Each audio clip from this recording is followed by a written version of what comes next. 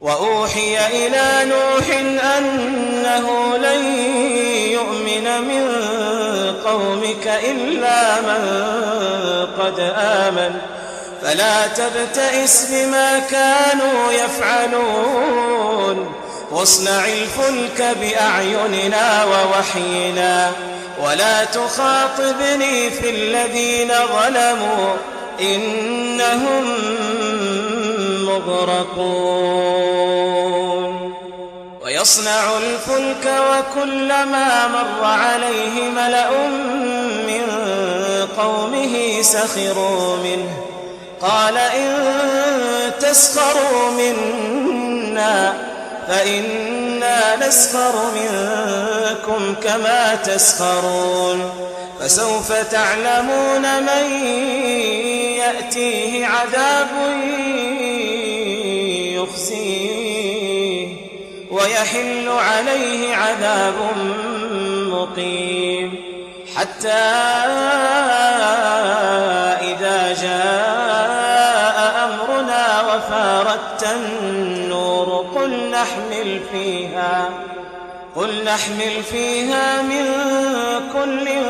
زوجين اثنين وأهلك إلا من سبق عليه القول وما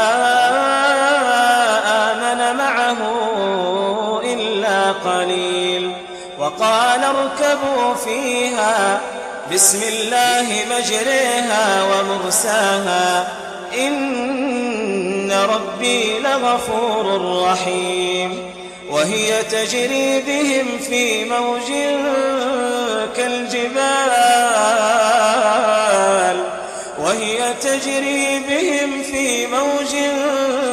كالجبال ونادى نوح ابنه وكان في معزل يا بني اركب معنا ولا تكن مع الكافرين قال سآوي إلى جبل يعصمني من الماء قال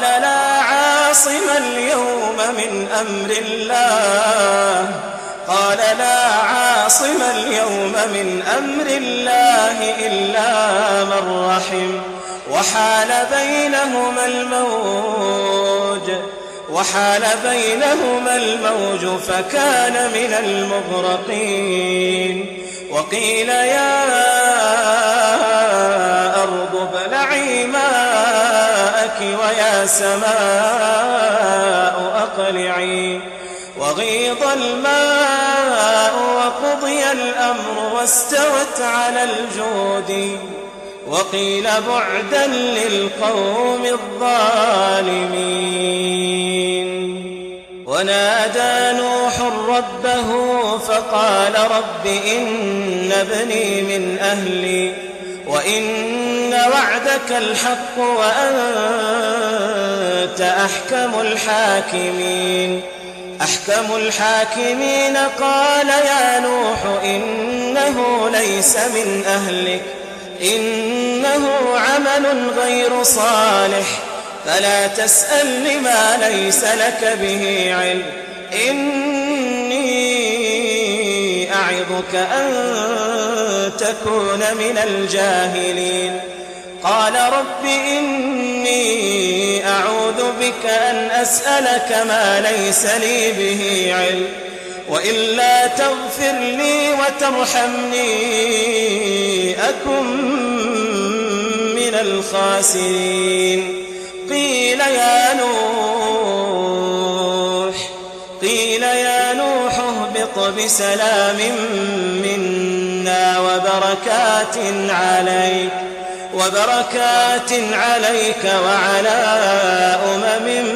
ممن معك وأمم سنمتعهم ثم يمسهم منا عذاب أليم تلك من أنباء الغيب نوحيها إليك ما كنت تعلمها قومك من قبل هذا فاصبر إن العاقبة للمتقين.